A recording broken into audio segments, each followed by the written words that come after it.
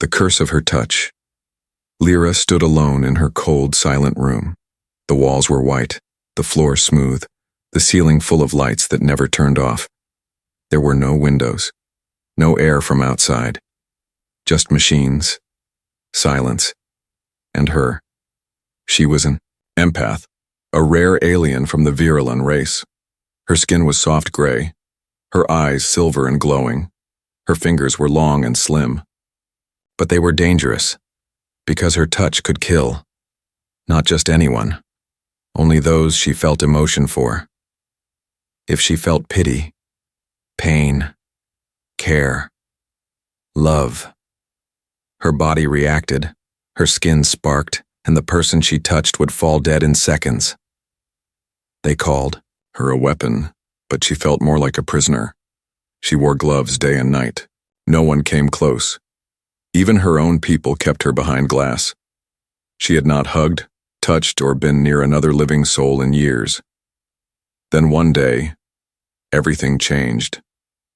It started when soldiers brought a new prisoner to the station, a human male, captured during a failed mission in Virilan space. Lyra was standing by the glass when the door opened. 2 guards entered, pulling a half-conscious man behind them. He had dark hair, a scar on his neck, and his face was tired. His wrists were bound. "This is him?" one guard said, sounding bored. "Yeah. Human pilot. Caught stealing intel near the border." The other guard pushed the man forward. "Hey, look what happens when we toss him to the empath." Lyra stepped back in fear. "No, don't." Too late. The prisoner stumbled forward, tripped, and fell into her. Their hands touched. Her eyes widened in shock. Every time this had happened before, she felt a jolt, an instant burn in her blood, followed by death. But now, nothing. No pain, no light, no death.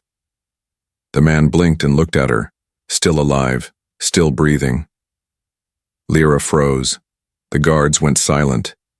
Then one of them shouted, "She touched him. He's still alive." The second pulled out a scanner, waved it over the man's body. "No energy burst, no toxin release. She touched him and he didn't die." Lyra's heart pounded. "He's immune?" The guards pulled the man away quickly, both now afraid of what they didn't understand. The door slammed shut. Lyra stood in the center of the room, staring at her hand. How was it possible? She had never touched anyone without killing them. Never. Her chest felt heavy, not with fear this time, but with something else. Hope. Hours passed. She couldn't sit still. She paced. She tried to calm her thoughts, but her fingers still remembered the feeling of his hand. Warm. Real. Safe. Finally, she asked the system to open a connection to the guard station. "I want to see the human again," she said. The guards refused at first. "That's too risky," but she replied calmly, "You brought him in. You let me touch him. If I wanted him dead, he would be." That was true. They agreed. Later that day, she was taken to the visitor chamber. It was a simple room, one wall, of glass between her and the prisoner. He sat on the other side, still in chains, but awake now. His eyes focused on her as she entered. She sat across from him. For a while, neither spoke. Then he smiled. "You're the one who didn't kill me?" She looked down. "I tried not to." He nodded. "Thanks for that."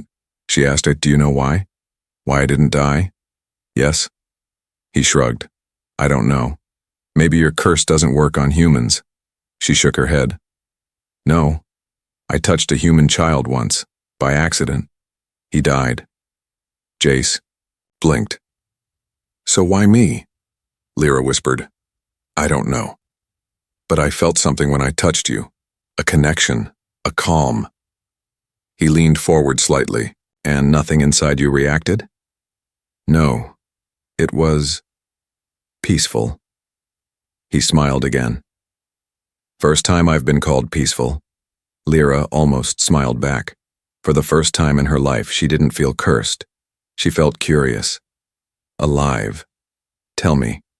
"Your name," she said. "Jace." I'm Lyra. He nodded. Nice to meet you, Lyra, and thank you for not killing me. Behind the walls, the guards watched with wide eyes. One whispered to another, "If humans are immune, what does that mean for our control?" The other frowned. It means the weapon might have found her weakness, but they were wrong. Lyra wasn't weaker. She was awakening, and the galaxy had no idea what was coming. The human who didn't die. Jace sat in the cold metal cell staring at the ceiling. His arms ached. His wrists were red from the cuffs, but his mind was full of only one thing. Her. The alien girl who touched him. The one who didn't kill him. He had heard the stories, whispers of a Virellan empath, so powerful her touch could kill with emotion. Most believed it was myth. Some said she was a secret weapon. But now he knew she was real. And somehow, he had survived her touch. He didn't know why. But he was sure of one thing. She was not a monster. Meanwhile, 2 floors above, Lyra stood, in her private quarters. She had removed her gloves again. Slowly, carefully, she reached out and touched the air, trying to remember how it felt. Touch, without fear. She had spent her entire life learning how to avoid it. Training herself to feel nothing, to shut down emotion. Now, because of one human, everything was changing. She wanted to understand. No, she needed to understand. That night, she returned to the visitor room. Jace was waiting, uncuffed this time, but still under guard. When he saw her, he smiled faintly. "You came back." She sat down. "I had to." He leaned in. "So, what are we doing here, Lyra?" She looked at him. "I want to touch you again." Jace blinked. "You're serious?" She removed one glove slowly. "If it works a second time, it means something. It means you really are immune." Jace hesitated, then held out his hand. Their palms met. Her fingers slid into his. She closed her eyes. No spark, no light, no pain, only warmth, only peace. Lyra opened her eyes, surprised. "I feel calm." Jace smiled. "Maybe that's what you really needed." She pulled her hand away gently, looking at her palm. "Every other touch ended in death. Yours gives me life." The next day, news spread across the station. The empath had touched the human again, and he still lived. Whispers turned to fear. "If humans are immune," said one commander, "then we've lost control of the weapon." Another added, "If she bonds with him, we may not be able to stop her." Orders were made in secret. The human must be eliminated, quietly, without alerting her. Back in her room, Lyra was smiling for the first time in years. She placed her hand flat on a scanner. The system beeped. "Emotional surge detected, calm, joy, curiosity." She didn't care. Let them see. Let them fear her growth. She wasn't a tool anymore. She was becoming a person again, and she wanted to learn more about Jace, his people, his world, and why he didn't fear her. Later, she visited him again. This time without guards. "Do you have a family?" she asked. He nodded. "Back on Earth. A sister, a dog. I haven't seen them in years." Lyra looked down. "I've never had anyone. No family, no friends. Just doctors, scientists, and silence." Jace frowned. "You never deserved that." She looked at him, eyes shimmering. "What if I wasn't made for killing? What if I was made for connection?" But they lied. Jace leaned closer. "Then let's find out the truth together." Lyra smiled, then froze. Alarms blared outside. Red lights flashed. Suddenly the door burst open, and 2 guards rushed in, with blasters drawn. "Step away from the human." Lyra jumped in front of Jace. "What are you doing?" One of the guards shouted, "By council order, the human is a security threat." "He's done nothing," Lyra screamed. "He is making you unstable," the guard replied. "Then maybe I was never stable to begin with," she hissed. She raised her hand and removed her second glove. The guards stepped back. "Don't," one of them warned. "Lyra, please think." She took a slow breath. "I am thinking for the first time." Then she reached forward and touched the first guard's face. He dropped instantly. The other one ran. Jay stood in stunned silence. You killed him." Lyra turned, breathing heavily. "No, I chose to kill him." She looked into Jace's eyes. "And I chose not to kill you." That night, as the stars passed quietly over the station, Lyra packed her gloves, stole a guard's access card, and returned to Jace's cell. She opened the door. "It's not safe here anymore," she whispered. He nodded. "Where do we go?" She smiled. "Anywhere I'm free to feel." The Empire wants him dead. The corridors of the Viralan station were dark and cold as Lyra led Jace through them. She moved fast, silent, her bare hands ready to defend. Jace followed close behind, confused but alert. He had no weapon, no map. Just trust in the strange alien girl who once could have killed him. Now, she was risking everything to save him. They passed by sleeping guards and locked doors. Lyra had memorized the patterns. She had lived here her whole life. This place was a cage, and tonight she would finally break out. In the high control tower, Viralan commanders stared at the live footage. She touched him again. Still nothing. She killed a guard to protect him. She's no longer following orders. The head officer stepped forward, voice cold. "This human makes her unstable. That makes him a threat to the Empire. Eliminate him." "But what about her?" someone asked. The officer narrowed his eyes. "If she fights back, mark her as defective." The room fell silent. Lyra and Jace reached the hangar bay. A single ship waited, a stolen scout vessel. Small, fast, light shields. It wouldn't survive a battle, but it might survive an escape. Jace climbed inside. "Are you sure about this?" he asked. Lyra nodded. "They want you dead, and they'll use me to do it." She stared at her hands. "I'm tired of being a weapon." As the ship's engines powered up, alarms blared across the station. "Intruder, alert Empath. Unit, missing human. Prisoner escape in progress. Doors slammed shut, turrets activated." Lyra's voice was calm. "Hold tight." She hit the launch button. The ship blasted forward, smashing through the hangar gate. Fire lit the sky behind them. Inside, Jace held on tight as the shuttle spun through space. 2 Viralan patrol ships followed close behind. Lyra stared at the controls. "I've never flown before." Jace's eyes widened. "Wait, what?" She smiled. "But I've read everything about it."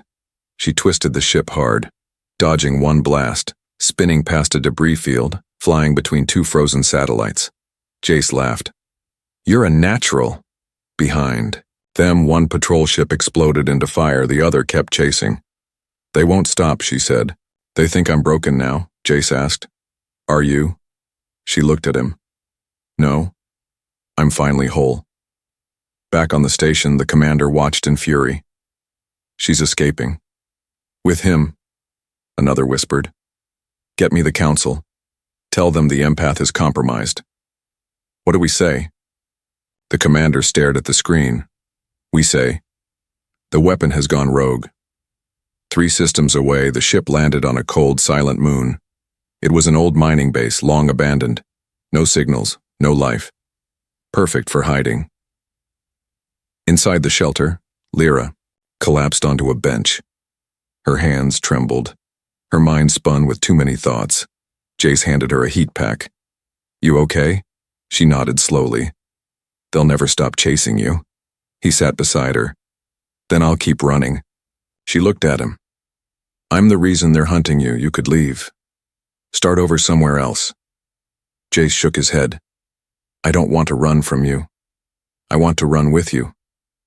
That night she removed her gloves again. She looked at her hands, the same hands that had taken lives for years. Now, they were holding the future. She reached out and touched Jace's face. Gently, warmly. Still nothing. No death, only a heartbeat and a beginning. Far above them, the Empire sent out a new order: find the human, terminate him. The empath is to be retrieved or destroyed.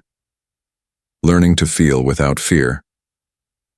The abandoned moon was quiet. There were no guards, no alarms, no machines watching. For the first time in her life, Lyra felt peace. She stood outside, the old mining shelter, staring at the frozen sky. The stars above looked cold, distant, and endless, but tonight she didn't feel alone beneath them. Behind her, Jace lit a small heater and opened a ration pack.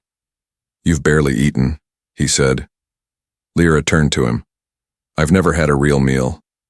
The station only gave me nutrient cubes." Jace winced. "That's not food, that's punishment." She smiled a little, sat beside him, and took a bite of the warm bread. Her face lit up with surprise.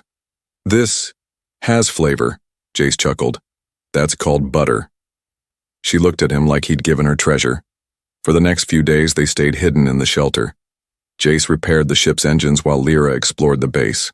She found books, journals, and machines left behind by miners. But more than anything, she found something inside herself that she didn't recognize. Laughter, curiosity, joy. Each time she touched Jace, his hand, his arm, his face, she waited. For death. It never came. Instead, she only felt stronger. She stopped wearing gloves, and with each day, she asked him more questions. What is Earth like? What do flowers smell like? What does it feel like to be hugged? Jace answered them all. Patient, gentle, honest. But one night, as they sat watching the stars, she asked a new question. "Do you think I was born broken?" Jace looked at her for a long time. Then he said, "No, I think someone wanted you to believe that." That night, she had a dream. She stood in a room full of glass. Her younger self was inside a cage, reaching out, hands covered in blood. Outside the cage, a man in a long coat smiled coldly. "You were never meant to be free," he said. She woke up shaking. The next morning, Lyra asked Jace to help her scan her DNA. Using old equipment, they connected to a med table in the base. Wires wrapped around her wrist. Lights flashed, codes appeared. She read the results in silence, then whispered, "This isn't natural." "What isn't?" Jace asked. She pointed. "My empath genes. They've been altered, controlled, limited." "You mean?" "Yes," she said. "My curse isn't a curse, it's a program." Jace stood still. "Someone made you this way." Lyra nodded, voice tight. "They didn't want me to feel freely. They built me to kill with emotion, but only the emotions they chose." She looked up at him, fire rising in her eyes. "If I can rewrite the program, I can be more." Jace smiled. "You already are." But peace never lasts long. That night, their sensors picked up movement in the sky. 3 Virellan ships, inbound. "They found us," Jace said, grabbing gear. Lyra stood tall, bare hands glowing faintly with energy. "I'm not running." Jace turned to her. "Lyra," she met his eyes. "No more cages. No more fear. If they want me, they'll see the real me." When the Virellan soldiers landed, they were armed and ready. But they didn't find a scared empath. They found a warrior. Lyra stood in the open snow, arms out, eyes glowing with calm power. The lead soldier stepped forward. "By command of the Empire, you are to be taken into custody. The human will be executed." Jace raised his weapon. Lyra raised her hand. "Touch me," she said coldly. The soldier hesitated. I said, "Touch me." He reached forward, mocking her. Their hands met. He dropped. Lyra didn't flinch. She turned to the others. "I no longer kill by accident. I kill by choice." The other soldiers stepped back, afraid. "Tell your masters," she said, voice steady. "The weapon is free and she's coming for the truth." That night, they left the moon behind. Their ship moved through the stars. Jace sat beside her. Lyra stared ahead. "I don't want to be feared anymore," she said softly. "I want to be understood." Jace nodded. Then we find the people who made you this way. She looked at her hand, then gently placed it on his, and smiled. I'm ready. The hunters arrive. The stars looked calm, but danger was moving beneath them. On a Shadow-class warship cloaked in deep space, 6 elite Virellan hunters received their orders. Each had killed hundreds. Each was trained to hunt without mercy. Their new target? Lyra. Once a weapon, now a rebel. Their mission was clear: kill the human, bring the empath back, alive or dead.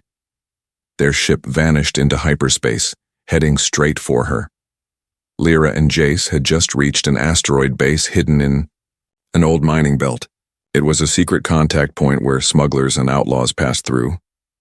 Jace knew someone there, Captain Voss, an old human pilot with half a face made of metal and no love for the Empire. You brought her here? Voss said, raising one cyber eye at Lyra. She's not what they say, Jace replied. Voss glanced at Lyra's bare hands and then at her calm eyes. I believe you, he said at last. But that doesn't mean they'll stop hunting you. Lyra nodded. Then let them come. While Voss refueled their ship, Lyra and Jace explored the base. She walked freely now, no gloves, no fear. For the first time, she touched walls, rails, even handshakes. Some aliens pulled away quickly, others stared, but none dropped dead. Jace watched her from a distance. She was changing, not just outside, but inside, more confident, more alive, more powerful. That night, Jace sat beside her on the ship. I think you're becoming stronger, he said. Lyra nodded. Because of you? He smiled. Because of you. But before she could answer, alarms blared. Voss's voice echoed through the speaker. Hunter-class warship just entered the belt. You need to go. Now. Lyra stood up fast. They're here. Jace grabbed his gear. We fight? Lyra's eyes narrowed. We end it. The hunters struck fast. Their ship fired plasma blasts at the asteroid base. Explosions rocked the station. Jace and Lyra ran through fire and falling metal. They reached the ship, but 3 hunters had already landed. Black Sao, armor, silent visors, blades that shimmered with death. Lyra stepped forward. The first hunter charged. She dodged, spun, and touched his neck. He dropped like stone. The second fired a dart, meant to paralyze. She blocked it with a panel, jumped forward, grabbed his arm, and felt hate. She focused and killed him with her will. The third stopped, suddenly unsure. Jace aimed. Don't. The hunter fled back to the warship. Voss watched from the upper deck, shocked. She took down 2 hunters alone, Jace said. That's what happens when you stop caging power. Back in orbit, the lead hunter sent a message to Empire High Command. Target is unstable, dangerous, unstoppable, human is still alive. Recommend full strike force. The reply came fast. Negative, return. We'll deal with this. Quietly. After the attack, Lyra sat in silence. Her hands trembled not from fear, from control. I didn't kill because I panicked, she whispered. I chose it. I felt their hate, and I answered it. Jace said, You didn't lose control. You used it. She looked at him. I don't know who I am anymore. He stepped closer. You're not a weapon. She touched his chest. You're a mirror, Lyra. What you feel reflects what others give. She looked at her hand, then at his heart. I don't want to reflect hate anymore, she whispered. I want to create something new. That night they left the asteroid base. But now something had changed. The Empire had seen her strength, and the galaxy had started to whisper. The empath doesn't kill with love. The human is immune. What if they fight together? The next battle wouldn't be a hunt. It would be a war. And the truth behind her curse. The ship moved through quiet space. No alarms, no chasing hunters, just stars. But inside Lyra's mind, a storm was growing. She kept looking at her hands. Hands that once only brought death, now protected life. She had touched Jace 100 times. Nothing happened. But when she touched her enemies, when she felt fear, anger, or hate, they still died. And that meant one thing. Her touch was never random. It was controlled by something deep inside her, something placed there. "I want answers," she told Jace. He nodded. "Then let's go to the core worlds." She looked at him in surprise. "That's Empire territory. They'll arrest you on sight." He grinned. "They already want to kill me. What's one more risk?" She smiled back. "Then we go." They traveled to an old science archive hidden beneath the city world of Velkar. The place was locked behind layers of forgotten tech, but Lyra's genetic code still gave her access. Inside, they found cold halls filled with glass tubes, machines, and memory cores. Jace wiped dust from a terminal. "What is this place?" Lyra read the markings. "It's where the Empath program began." A voice echoed from a nearby speaker. "Old.digital.broken. Welcome back, Subject 12. Lyra froze. "That was my test name." The voice continued. "Emotional kill trigger stable. Subject bonded to emotion-linked neural net. Touch remains lethal based on intent feedback." She stepped closer. "Who created this?" The screen lit up with names, and then one line. "Project leader, Counselor Rivek." Jace's eyes narrowed. "He's one of the current rulers." Lyra's hands curled into fists. "They told me I was cursed, born this way." Jace said, "You were made this way." They searched deeper. In one data pod, they found video logs, old tests, experiments, and one that shook them both. A child, young, afraid, sat alone in a glass room. It was Lyra. She reached for a kind-looking woman who smiled. The woman touched her hand.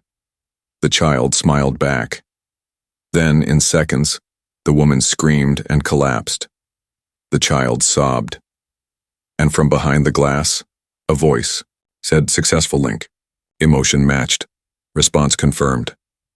Subject stable." Lyra turned away from the screen, tears in her eyes. "They made me kill, just to teach me fear." Jace placed a hand on her shoulder. "You're not what they made you. You're what you choose now." She looked at him, pain turning to fire. "Then I choose to end them." That night, they broke into a council relay hub and sent a message straight to the Empire. Lyra's voice was calm and clear. "My name is Lyra. I was not born cursed. I was built to kill by Counselor Rivek, by liars who feared empathy and turned it into a weapon. I have learned to control it, to feel without fear, to live without death. And now I am coming home, with a human who made me whole." The message spread, like wildfire, across colonies, across systems, across hearts. On Virelin Prime, Counselor Rivek smashed a table. She was supposed to stay hidden. His assistant said, "The people are listening to her." Rivek's face twisted with rage. "She's turning the weapon into a symbol." "She says the human taught her balance," the assistant whispered. Rivek growled, "Then we destroy them both." Back in the ship, Jace stared out at the stars. Lyra sat beside him, quiet. He asked, "Do you regret anything?" She shook her head. "Only that I waited this long to feel free." He gently took her hand, and for once, her hand didn't shake, because the truth was no longer hidden. Her curse was never real. It was a lie. And soon, the whole galaxy would know it. The touch that changed a galaxy. The gates of Virelin Prime opened under fire. Lyra and Jace's ship broke through the blockade, moving fast and low through heavy fire. Empire guards scrambled, sirens screamed, but it was too late to stop them. Across the stars, billions were already watching. Lyra's message had reached every corner of the galaxy. The weapon was awake, and she was coming home. Inside the palace, Counselor Revek stood tall, surrounded by elite guards. His voice echoed across the hall. Shoot them both on sight, but his voice was shaking. Because deep down, he knew. The people were no longer with him. They were watching. They were listening, and they believed her. Lyra and Jace stormed into the great court where nobles, commanders, and broadcast drones floated silently. She wore no gloves. Her hands were bare. Her eyes were calm. Guards aimed blasters. Jace raised his weapon, but Lyra stepped forward. Put them down, she said. The guards hesitated. Lyra showed her hands. I'm not here to kill. Not unless I have to. You were lied to. So was I. She turned to the nobles. They told you I was a curse, that my touch brings only death. But they never told you why. She pointed to Revek. He built me, programmed me. He turned emotion into a weapon. He feared empathy, feared that love could be stronger than fear. Gasps filled the court. Revek shouted, "She lies!" Jace threw a data core on the ground. The hologram lit up. Video files, test logs, voice commands. Revek's voice ordering a child to kill. The truth spread in seconds, across every screen, every channel, every planet. One guard dropped his weapon, then another, then all. Revek's voice cracked. You're all fools. He pulled out a plasma knife and rushed toward Jace. Lyra stepped in the way. They clashed, blade against skin. The room watched, breathless. Then, she grabbed Revek's wrist, held. It looked into his eyes and whispered, I don't hate you. He blinked, confused, afraid. Then fell, unconscious, but alive. She had touched him and spared him. Silence filled the court. Then a single sound. Clapping, one noble, then another, and then the whole room. Cheers erupted across the world. The weapon didn't kill. She chose peace. Later that night, Lyra stood on the palace balcony. Below, millions gathered in the streets. They chanted her name. She wore no gloves now, no armor, no chains. Beside her stood Jace, the human who gave her freedom. I don't want a crown, she said. Jace smiled. You already have something better. She looked at him. What? He took her hand. You have a voice. Over the coming days, the Empire changed. The Empath program was shut down. The Council was replaced. And Lyra became something the galaxy had never seen before. A symbol of controlled power. A warrior of peace. She traveled system to system, meeting others like her. Empaths in hiding, afraid of their gifts. And one by one, she showed them. You can feel deeply, you can love fiercely, and you can live without fear. In one final broadcast, she faced the galaxy and said, They called me a weapon, but I was always more. A single touch can kill, but it can also heal. And love saved me. Somewhere in the dark, a young alien girl watched the screen, hands gloved, eyes wide, and for the first time she reached out and pulled the gloves off.